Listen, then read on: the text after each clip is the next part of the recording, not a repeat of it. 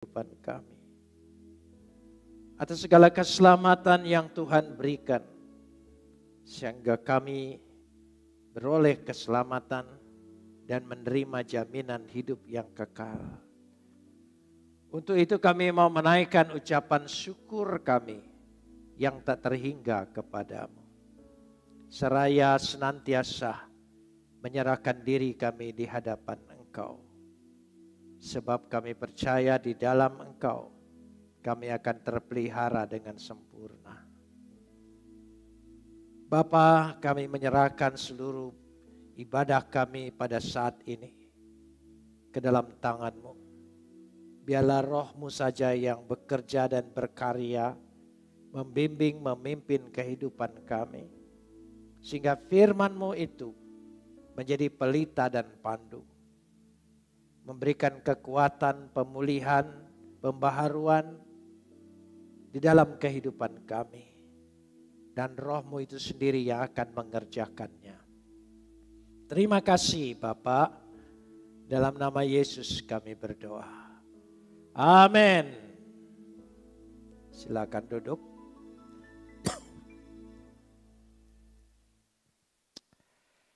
Shalom. Hari Minggu ini kita akan bersama-sama membaca firman Tuhan. Ayat awalnya hanya satu ayat. Tapi saya ingin mengambil judul tentang menjadi anak Tuhan. Karena banyak orang Kristen itu selalu berpikir setiap orang Kristen adalah anak Tuhan. Apa betul semuanya itu anak Tuhan? Dan apa yang dimaksudkan tentang anak Tuhan? Jadi kita ingin mempelajari, mengkoreksi, bahkan melihat diri kita. Betulkah kita ini anak Tuhan? Atau kita hanya sekedar mengaku, tapi Tuhan tidak merasa kita anaknya. Saya ingin mengajak kita membaca dulu, yaitu kitab Roma, pasal yang ke-8 ayat 14. Itu dulu. Roma pasal 8 ayat 14 kita akan baca bersama-sama. Baik jemaat yang ada di rumah, silakan membuka Alkitabnya. Roma pasal 8 ayat 14. Semua orang yang dipimpin Roh Tuhan adalah anak Tuhan. Perhatikan sekali lagi. Semua orang yang dipimpin Roh Tuhan adalah anak Tuhan. Mari kita sambut firman Tuhan ini. Kapot lecha Adonai Elohenu kapot lecha. Segala kemuliaan ya Adonai Tuhanku, kemuliaan bagimu.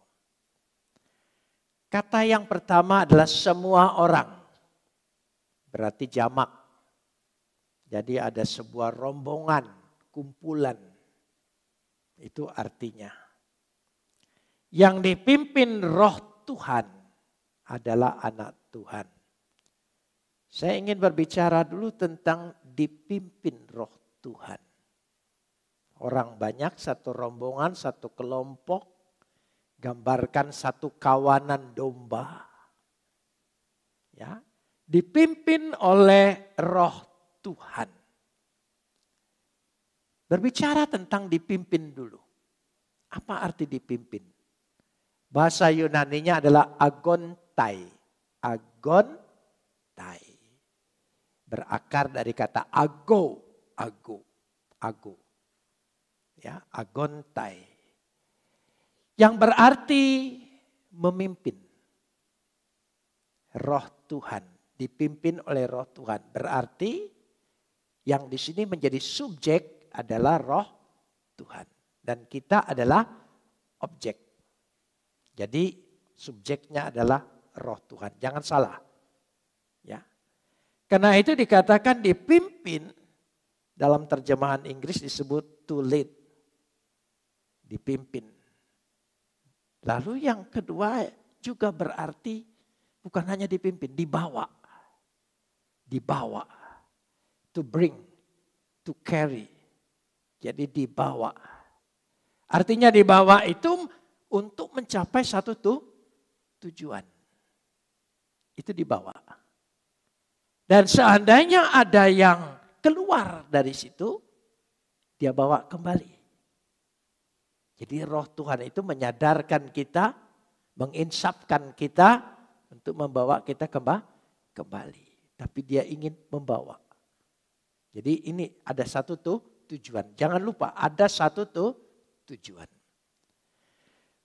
Karena ada kata agontai ini begitu luas sekali, sehingga dia punya maksud ingin mencapai satu tujuan, bahkan dikatakan agontai untuk celebrate, untuk merayakan kemenangan, satu perayaan kemenangan. Makanya disebut juga diterjemahkan to drive, ya, memotori, ya, memotori. Jadi mendorong, ya, membawa sesuatu di situ. Itu arti dipimpin. Apa betul hidup kita ini dipimpin roh? Jangan-jangan bukan ago, tapi ego. Akunya yang memimpin roh, mengikuti kemauanku, kehendakku. Itu. Karena ini penting sekali, saudara. Kita ingin bahas dulu. Karena ini berbicara tentang bagaimana dipimpin sehingga menjadi anak Tuhan. Itu maksudnya. Dibimbing, dipimpin, dibawa, ya, dimotori untuk mencapai satu tujuan adalah mencapai satu hasil. Yaitu hasilnya adalah anak Tuhan. Anak Tuhan. Kenapa? Karena semula memang kita manusia ciptaan pertama adalah anak Tuhan. Tapi sejak manusia jatuh dalam dosa, anak haram. Tidak lagi menjadi anak Tuhan. Ini Anda nanti akan mengerti mengapa yang dikirim Tuhan itu adalah kata anak. Firman itu disebut anak. Rentetannya jelas. Kita lihat dulu. Kita ini diciptakan oleh Tuhan. Dan kita diberikan roh. Jadi semua manusia itu mau percaya mau tidak, rohnya semua dari Tuhan. Karena dikatakan dengan jelas dalam Ibrani pasal 12 ayat yang ke-9. Ibrani pasal 12 ayat yang ke-9. Ya. Dikatakan di situ, ya. Ibrani pasal 12 ayat 9. Selanjutnya Ibrani pasal 12 ayat 9. Kalau demikian, ini kalimat yang kedua. Kalau demikian, bukanlah kita harus lebih taat kepada Bapa segala roh. Ini berbicara tentang Bapa dunia. Kalimat pertama tadi bicara tentang Bapa dunia. Ya, karena itu engkau harus, ya, berasal dari Dia, tapi hidup dalam arti bukan itu. Tetapi kita harus lebih taat kepada Bapa segala roh. Sebab, ya, supaya kita beroleh hidup. Sebab Dia yang memberi hidup. Jadi roh itu semua, ya, perhatikan, bukan roh Tuhan, tapi roh yang berasal dari Tuhan diberikan kepada manusia ketika manusia itu diciptakan. Supaya manusia itu hidup. Hidup di sini bukan soal hidup kekal. Hidup seperti kehidupan yang sekarang ini. Itu secara umum. Kenapa demikian? Karena ketika manusia diciptakan, dia menerima napas dari Tuhan. Roh di sini berhubungan dengan napas, bukan berhubungan dengan Roh Kudus, bukan. Berhubungan dengan napas kehidupan. Ya, di situ. Kejadian 2 ayat yang ke-7 dikatakan. Kejadian 2 ayat yang ke-7 kalau kita lihat di situ. Ketika itulah Adonai Tuhan membentuk manusia itu dari debu tanah dan menghembuskan napas hidup ke dalam hidungnya. Ya, napas hidup, nesama, bukan ruah, tapi nesama. Artinya nafas untuk hidup. Sehingga dia menjadi satu makhluk hidup. Nefes haya. Menjadi makhluk hidup. Itu manusia kalau kita lihat secara seluruh. Nah karena itu, karena ini roh itu berasal dari Tuhan, Bapa, dan dia akan kembali kepada Tuhan. Karena hanya merupakan titipan saja. Dan dia kembali lagi kepada pemiliknya, roh itu. Ya. Karenanya dikatakan dalam Pengkhotbah 12 ayat yang ke-7, Pengkhotbah 12 ayat yang ke-7, ya. Dan debu kembali menjadi tanah seperti semula. Coba kita lanjutkan. Dan roh kembali kepada Tuhan yang mengaruniakannya. Jadi mau roh orang kafir, roh orang tidak percaya, roh siapa, semua kembali kepada Tuhan. Rohnya itu kembali kepada Tuhan. Lalu ketika Tuhan memberikan roh itu, supaya manusia itu hidup. Apa maksud Tuhan? Dia punya kehendak, dia punya rencana. Dari semula, ketika manusia diciptakan, Adam dan seterusnya kita ini, bukan by accident kita terjadi di dunia ini. Semua ada dalam rencana Tuhan. Setiap orang itu mengandung, memiliki rencana Tuhan. Semua orang. Kita lihat nanti. Apa dia kembali kepada rencana Tuhan atau dia tidak kembali kepada rencana Tuhan. Dan Tuhan. Jelas sekali kalau kita membaca Yakobus pasal 4 ayat yang ke-5. Yakobus pasal 4 ayat yang ke-5. Ini berbicara tentang roh. Roh yang Tuhan berikan kepada manusia tadi. Janganlah kamu menyangka bahwa kitab suci tanpa alasan berkata, ya, roh yang ditempatkan Tuhan dalam diri kita diingininya dengan cemburu. Roh yang ditempatkan dalam diri kita itu artinya di situ ada keinginan Tuhan. Dan keinginan Tuhan itu ya harus diikuti. Ya, karena di situ tergantung artinya kecemburuan Tuhan. Aku berikan ini, aku punya maksud, disertai juga artinya dikatakan di sini adalah cemburunya Tuhan itu satu perasaan. Satu perasaan yang paling peka, yang paling halus.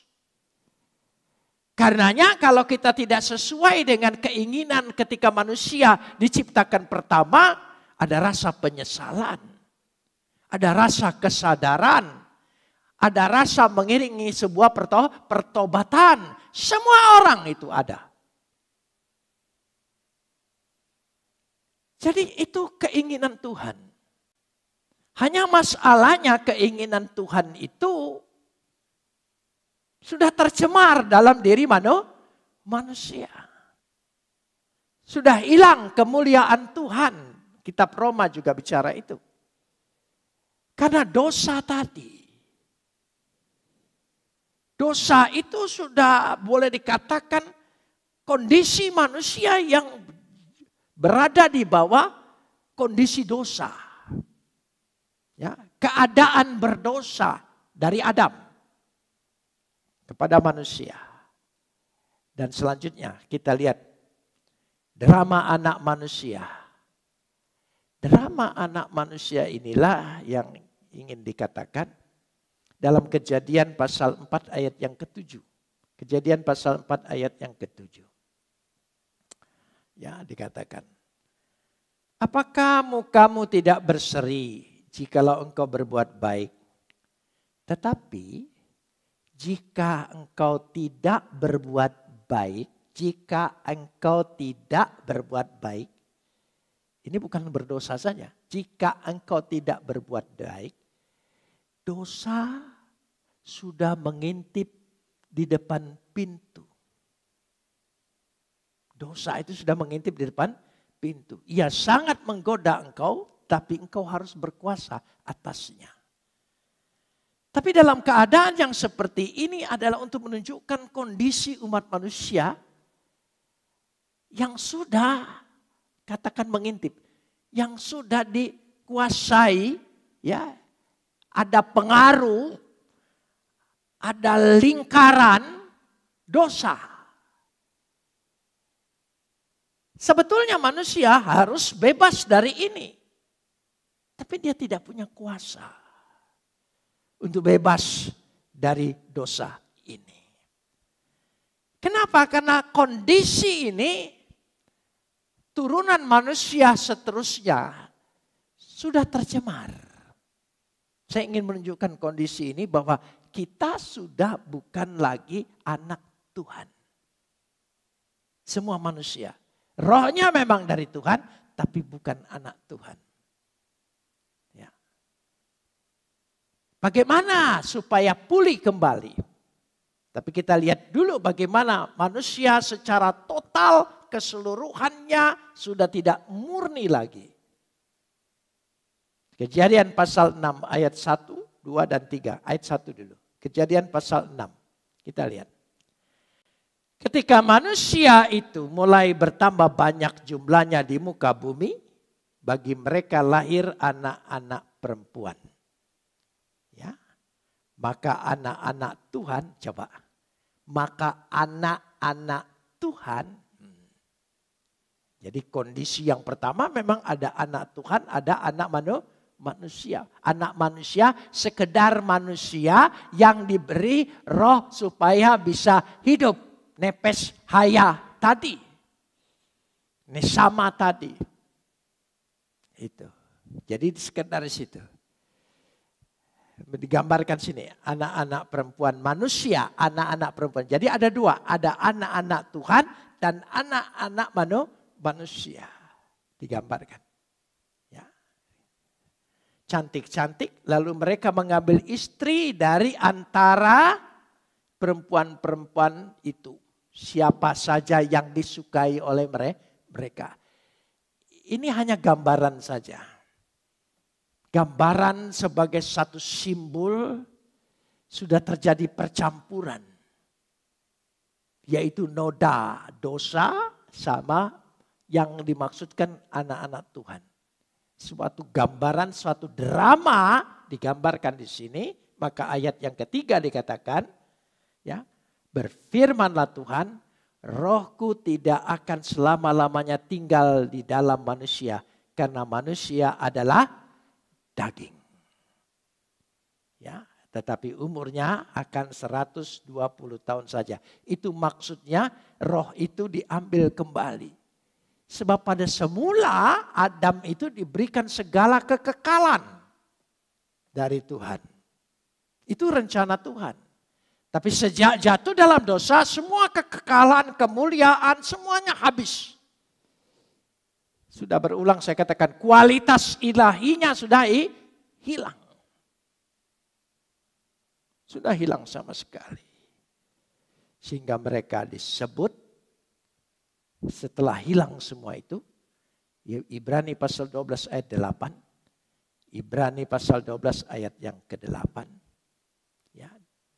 Tetapi jikalau kamu bebas dari ganjaran dan harus diderita setiap orang, maka kamu bukan anak, tetapi anak-anak gampang. Barangkali anak-anak sekarang tidak mengerti lagi anak gampang. Bukan anak gampang-gampang dalam arti mudah. Ya, ini notos dalam bahasa Yunaninya, notos, anak haram.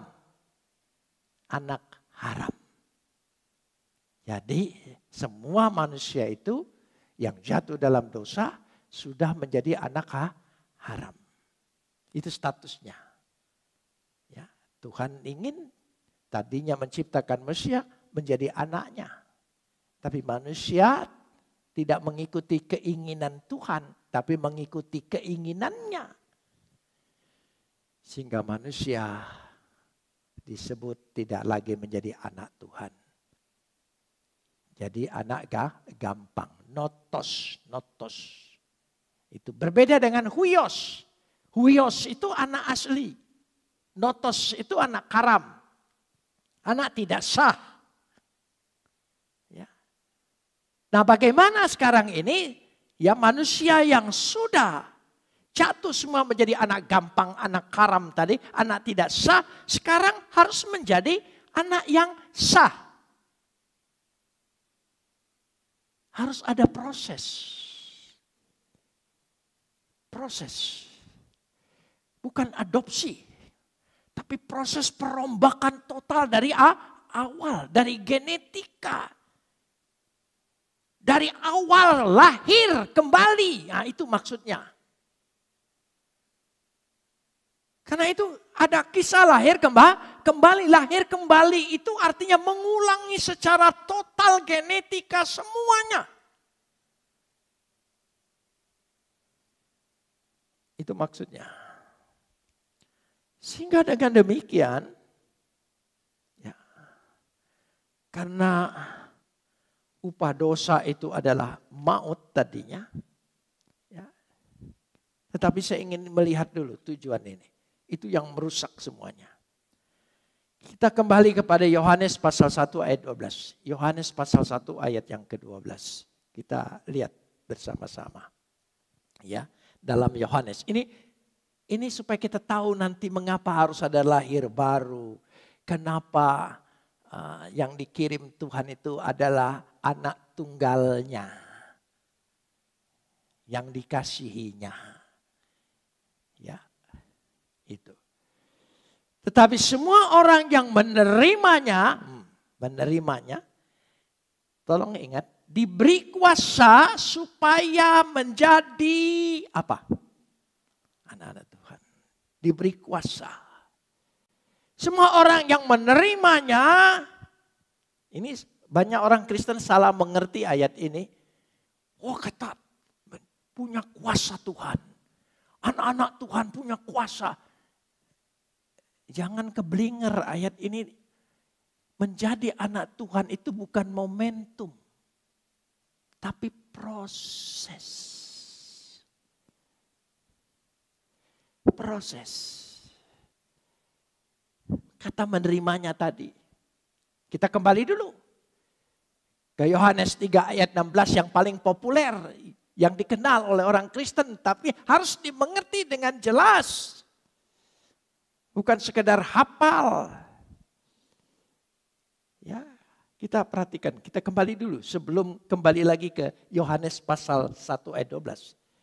Karena begitu besar kasih Tuhan akan dunia ini, sehingga ia mengaruniakan apa? Anaknya. Anak sah. Sebab tanpa anaknya kita tidak mungkin menjadi anak yang sah. Karena kita anak haram. Semua orang berdosa. Karena itu dia berikan anaknya. Dirinya sendiri. Bukan simbol. Bukan ciptaan lain. Bukan perantaraan lain. Tapi dirinya. Perantaraan dirinya sendiri. Itu firman. Sehingga ia telah mengaruniakan anaknya yang tunggal. Yang tunggal. Berarti tidak ada lain. Ya, tidak ada jalan lain. Tidak ada cara lain. Untuk kembali menjadi anak-anak Tuhan. Hanya satu. Lewat anaknya. Siapa namanya? Yesus. Kita tahu. Tapi kita harus mengerti. Mengapa? Betulkah kita sudah kembali menjadi anak Tuhan itu? Karena sudah saya katakan ini bukan berbicara tentang momentum. Tapi sebuah proses. Proses dipimpin tadi oleh roh Tuhan tadi. Untuk mencapai satu tujuan. Mencapai satu hasil. Untuk mencapai satu kemenangan. Sehingga kita disebut anak-anak Tuhan. Bukan simsalabim jadi anak Tuhan. Dibaptis langsung jadi anak Tuhan. Bukan. Proses. Ini penting sekali. Kembali lagi. Orang yang percaya kepadanya tidak binasa, melainkan beroleh hidup yang kekal. Terhubungkan dengan Yohanes 1 ayat 12. Coba kembali kepada Yohanes 1 ayat 12. Ya. Tapi semua orang yang menerimanya diberinya kuasa untuk menjadi anak-anak Tuhan. Yaitu mereka yang percaya. Percaya kepada anaknya yang tunggal. Ya. Kembali lagi coba Yohanes. Diberi kuasa. Berarti di dalam diri kita ini ada sebuah kekuatan. Ya. Untuk mencapai satu proses. Ya. Untuk supaya kita bisa menjadi anak Tuhan. Dari noton menjadi huios. Dari anak haram, anak tidak sah bisa menjadi anak Tuhan. Itu bukan momentum, itu sebuah proses. Proses inilah yang harus kita jalani. Makanya banyak yang mengatakan dirinya anak Tuhan itu tidak sah. Dia masih tetap anak haram. Kalau tidak mencapai satu tujuan, dipimpin oleh Roh Tuhan, mencapai satu hasil, ya, mencapai satu cita-cita, mencapai satu satu kemenangan yang perlu dirayakan sebagai anak-anak Tuhan. Bisa dimengerti maksudnya? Jangan kita kira setelah kita Kristen, kita ibadah, lalu kita anak Tuhan. Perilaku kita tidak seperti yang dikehendaki oleh Bapa. Perilaku kita tidak sesuai. Sudah berapa lama karakter lama kita ini berkuasa atas tubuh ini. Dan dia harus digantikan. Digantikan itu total lahir baru.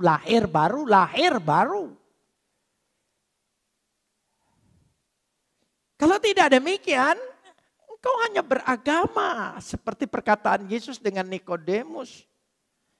Engkau hanya mengerti agama, ahli agama, pemimpin agama. Tapi engkau tidak bisa masuk kerajaan Tuhan.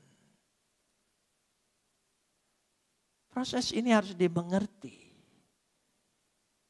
Oleh karena itu hidup kita terus diuji, diajar.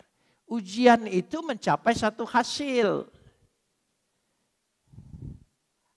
Ada peningkatan. Setelah ujian ada peningkatan. Maka nyanyian itu jangan bilang dicobai. Bertentangan dengan doa Bapa kami. Ya, jauhkan kami dari pencobaan. Tapi engkau nyanyi, cobainlah kami. Konyol itu saudara. Bahasa itu tidak cocok dengan ajaran Alkitab. Tapi ujilah aku. Kita harus minta diuji terus. Diuji. Supaya proses ini tadi sampai. Kan ujian itu selalu menghasilkan sesuatu nilai. Naik.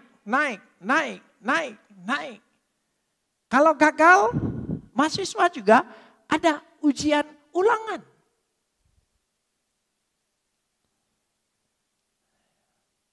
Terus.